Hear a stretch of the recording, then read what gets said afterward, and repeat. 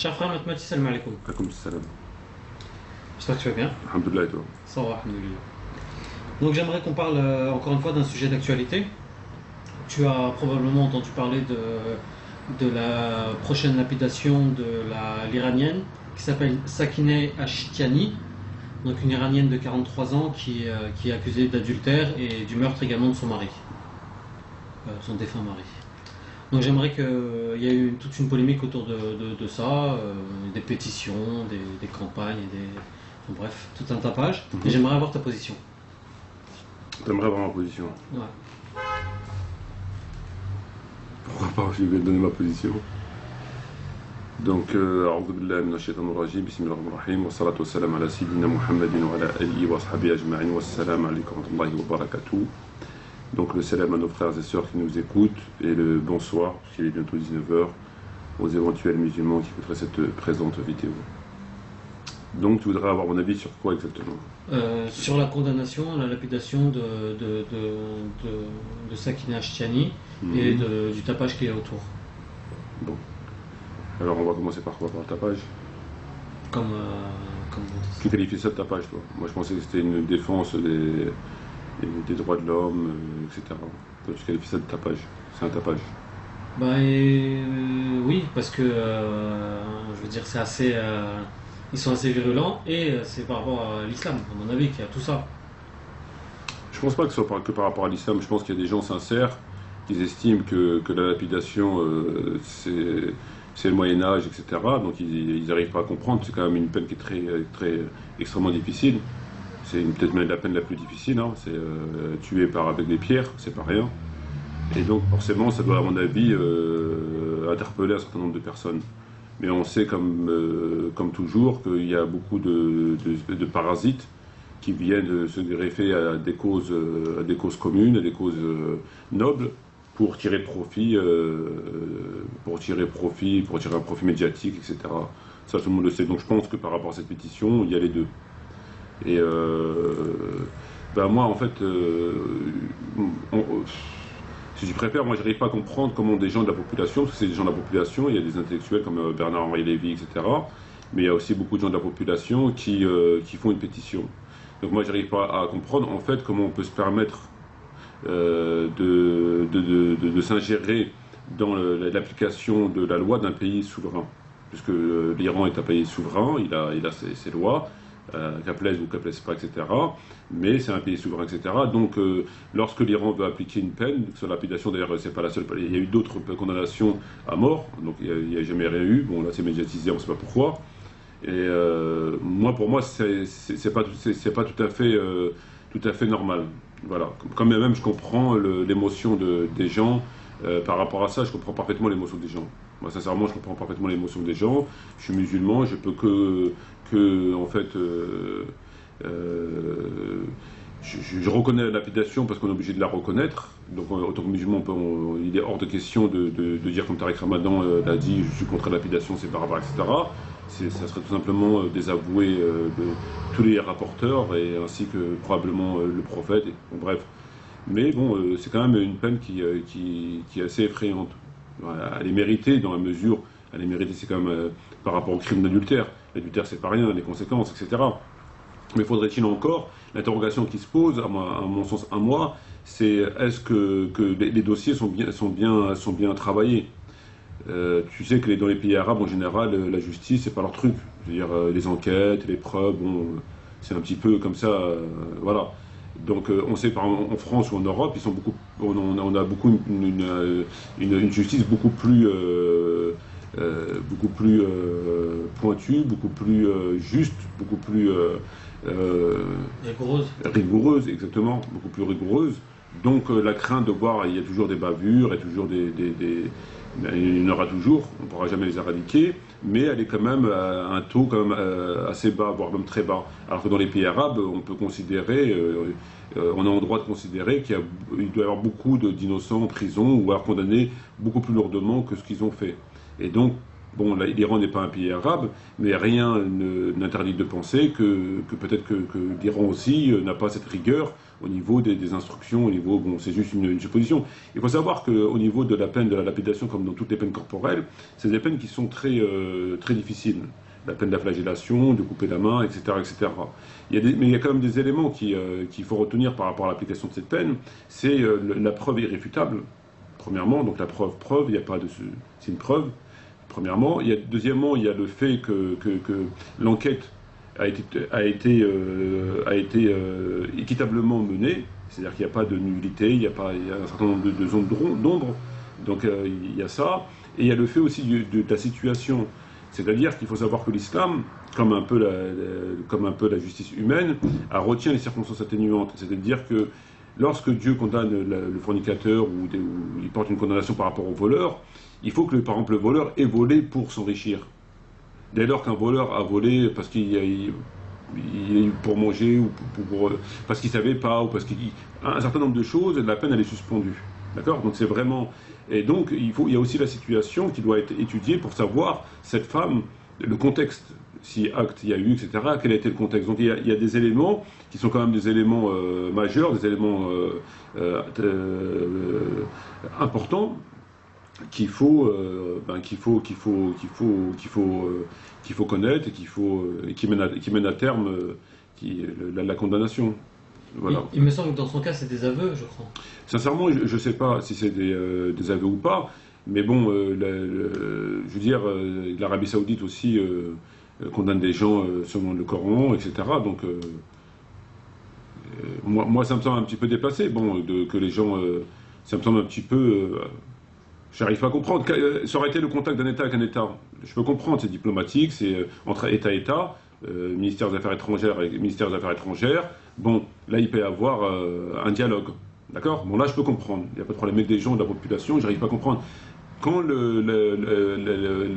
loi française elle a abrogé le délit d'adultère, il n'y a pas eu de manifestants en Iran ou iraniens ou iraniennes qui ont manifesté pour être scandalisés, demander la non-abrogation de la loi sur l'adultère.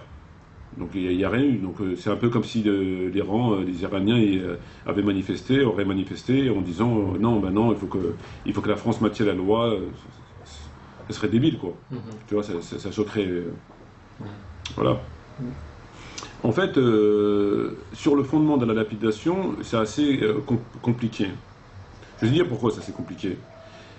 Déjà, comme je viens de te dire, pour passer à la condamnation, il faut qu'un certain nombre de choses soient réunies. Donc il faut que le dossier il soit tout à fait bien instruit, bien mené, bien, etc. C'est très important. Il faut que les preuves soient réunies, bien sûr. La situation, qu'on soit sûr que la personne n'a pas été à contrainte, enfin un certain nombre de choses qui apporteraient des circonstances atténuantes et qui pourraient lever la peine. Mais il y a un élément très important qu'il faut retenir à l'heure d'aujourd'hui. Bon, il y a des gens comme des soi-disant musulmans qui sont contre la lapidation, comme Tariq Ramadan qui qualifie la lapidation de barbare. Donc, ça. Nous, on est musulmans entre guillemets, on est musulmans sunnites, entre guillemets. On a deux références, on a le Coran et on a la Sunna. Le Coran, c'est le Coran, il est là. Et la Sunna, c'est ce qui est à travers les livres de Bukhari, Muslim, etc. etc. Bon. C'est nos deux références. Le Coran doit être étudié avec avec un certain nombre de paramètres, c'est-à-dire quand tu lis le Coran, il faut savoir si le verset que tu lis n'a pas été abrogé, et s'il n'est pas contextuel, donc il y a un certain nombre de choses à savoir avant de comprendre le Coran. C'est pas des choses nombreuses, il n'y a pas un milliard de choses, c'est pas comme le hadith, mais il y a un certain nombre de choses que tu dois comprendre avant. C'est pas tu prends le Coran, tu lis, hop, et tu appliques. Tu comprends? Donc il y a des versets qui sont abrogés, etc. Dans les hadiths, c'est beaucoup plus complexe. C'est la même chose, tu as des abrogés, mais tu as aussi des faux, tu as des altérés, tu as plein de choses dans le hadith. Bon. Tu as énormément de choses avant de prendre un hadith et de le mettre en application. Il y a beaucoup de choses à vérifier avant de le mettre en application.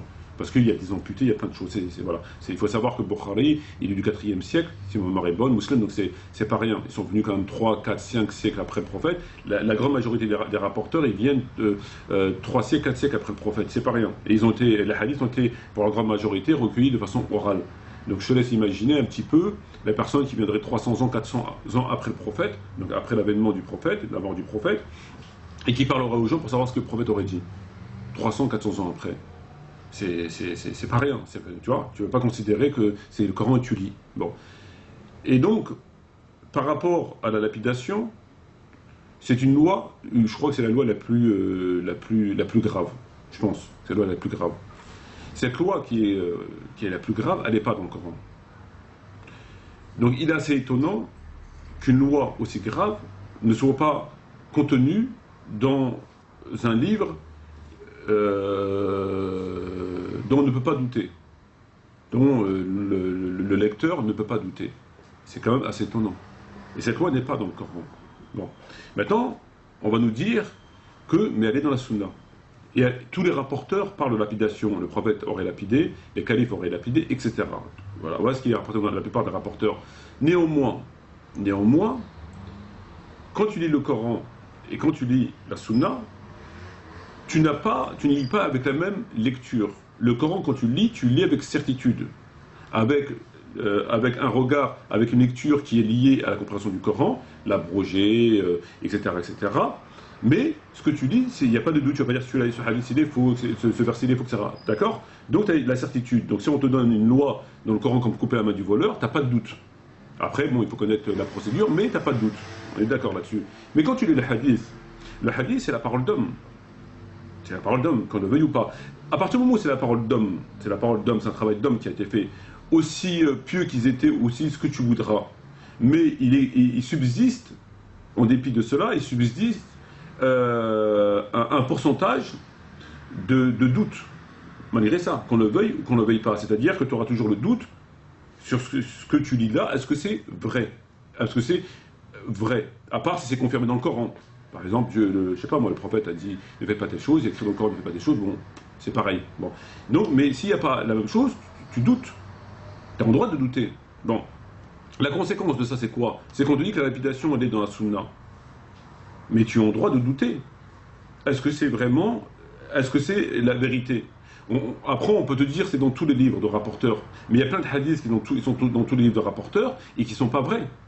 Ou alors qui sont amputés. C'est pas parce qu'un hadith est dans tous les livres de rapporteurs qui sont... Je vais te prendre un exemple. Dans Bukhari, il te dit le prophète a ordonné de tuer les chiens. Point à la ligne. Et c'est rapporté dans d'autres hadiths. C'est un hadith qui est faux. Le prophète n'a jamais ordonné de tuer les chiens. Il est faux, pas dans le sens où il n'a pas d'origine, il a une origine, mais l'origine, elle a été altérée. C'est-à-dire qu'en réalité, le prophète parlait, il visait le chien noir par rapport à un certain nombre de choses, etc., etc. Et en définitive, la compréhension de ça, le prophète, il n'a jamais ordonné de tuer les chiens. Parce que c'est une nation que Dieu a créée, comme les chats, comme les serpents, comme les éléphants, etc. Donc nous, on n'est pas... on n'a jamais entendu que des compagnons courent après des chiens pour les tuer, ni Omar, ni Ali, bon, voilà. Donc c'est quelque chose que quand tu lis, il est faux. En fait, l'application, elle est fausse. Donc ce hadith, il est dans Bukhari, mais il est faux. Comme l'application, en fait, il est faux, tu vois. Mais l'origine, il peut y avoir une origine authentique, mais qui a été altérée dans la transmission. Et c'est le cas. C'est-à-dire que son origine, elle n'est pas tombée du ciel. Et on n'est pas venu, c'est pas un faux qu'on a mis. Bon. Mais l'application, elle est fausse. Donc, et il est pourtant rapporté par la plupart des rapporteurs. D'accord? Donc, ce qui prouve qu'il peut y avoir des textes qui figurent dans tous les rapporteurs et qui, en définitive, sont faux. Donc, maintenant, la question qui se pose, en définitive qui se pose pour un théologien, pour quelqu'un qui a le souci de rester, de ne pas commettre d'injustice, c'est que d'un côté, on te parle de la lapidation, qui est une peine immensément grave. Je veux dire, tu prends des pierres, je prends des pierres et je les jette sur toi, jusqu'à ce que tu meurs. Donc la première, elle va te taper à la tête, elle va te faire saigner, la deuxième à la bouche, elle va te casser les dents, elle va te faire saigner, mais t'es pas mort, et je continue, c'est pas rien. Qu'on le veuille ou qu'on le veuille pas, on en parle comme ça de la lapidation, bon, voilà, mais en réalité, faut vraiment, c'est pas rien. C'est vraiment pas rien. Bon. Maintenant, la question qui se pose, c'est comment se fait-il qu'une peine aussi grave n'ait pas été mentionnée dans le Coran? Elle n'est pas dans le Coran. La moindre des choses, pour le législateur, en l'occurrence Allah et le prophète, c'est d'avoir le souci d'insérer dans son livre, dont personne ne peut douter, à commencer par nous-mêmes, les conformes, c'est pas notre problème, mais nous-mêmes, avoir le cœur serein lorsqu'on pratique quelque chose, c'est que cette peine soit dans le Coran. C'est qu'ils aient le souci de mettre cette peine dans le Coran. Or, elle n'a pas été insérée. Ils l'ont pas mise. Donc c'est quelque chose qui est très étrange. C'est quelque chose qui est extrêmement étrange. Après, il y a un certain nombre d'explications qui vont te donner. C'est un verset qui a été abrogé dans la lecture, etc., etc. Mais tout ça, ça n'explique pas ce verset dont parle Omar ibn Khattab quand il dit Dieu a révélé le verset, etc., sur la lapidation. Pourquoi il n'a pas été inséré? Donc, est-ce que le fait que, le fait que le verset n'ait pas été inséré dans le Coran n'annule pas, ne suspend pas la peine par son absence totale, la garantie totale que cette peine est bien une peine pénale qui a été appliquée et qu'on doit appliquer? C'est une question qui est tout à fait légitime. Parce que sinon elle aurait été insérée. Et donc elle n'est pas insérée. Et donc elle n'a pas été mise. J'aimerais que tu ôtes d'un doute. Là, est-ce que tu dis que la peine n'existe pas, n'est pas valable, ou est-ce que tu dis qu'elle n'est pas applicable? Non. En fait, si tu préfères, on reconnaît tous en tant que musulmans que cette peine existe, qu'elle a une origine qui est solide. C'est-à-dire que ce n'est pas juste un petit texte. Elle a une origine solide. Cependant pour le juge qui viendrait appliquer cette peine, il est en droit de s'interroger, et il doit s'interroger sur le bien fondé de cette peine, puisqu'elle n'est pas dans... à l'origine, elle n'est pas certaine à 100%. Comme un verset coranique qui est dans le Coran sur la peine du voleur, par exemple. Donc le juge est en droit, il doit s'interroger sur l'application ou non de cette peine. Pourquoi cette peine est absente? Est-ce qu'il y a eu une grande négligence par des gens aussi importants qui ont omis de mettre ce verset dans le Coran? Pourquoi il n'a pas été mis ce verset dans le Coran? Pourquoi? On va te dire, il a été abrogé dans la lecture. Ça ne veut rien dire abrogé dans la lecture, qu'il soit abrogé dans la lecture ou pas abrogé dans la lecture. D'ailleurs, qu'est-ce que ça veut dire abrogé dans la lecture? Ça veut dire qu'il a été boycotté, ce verset. Depuis quand les musulmans, le prophète, il boycottait des versets? Il dit aux musulmans, il ne faut pas lire ces versets. Moi, j'ai dit, dans le hadith, ça n'existe pas. Donc, c'est une explication de savants, mais dans le hadith, tu ne verras jamais abrogé dans la lecture. Ça n'existe pas. C'est une science qui n'existe pas. Au niveau du prophète, ça n'existe pas. Donc, on te dit, elle était abrogée dans la lecture. Mais abrogée ou pas dans la lecture, pourquoi elle n'a pas été insérée? Pourquoi ils ne l'ont pas mis dans le Coran? Afin que les juges, les tribunaux, puissent juger avec la... C'est la moindre des choses. Quand tu juges quelqu'un avec les outils de la loi, il faut au moins que tu aies la certitude que c'est bien la loi. Or, là, il subsiste, en dépit de tout, au dépit de la solidité de l'information, il subsistera tout le temps un doute.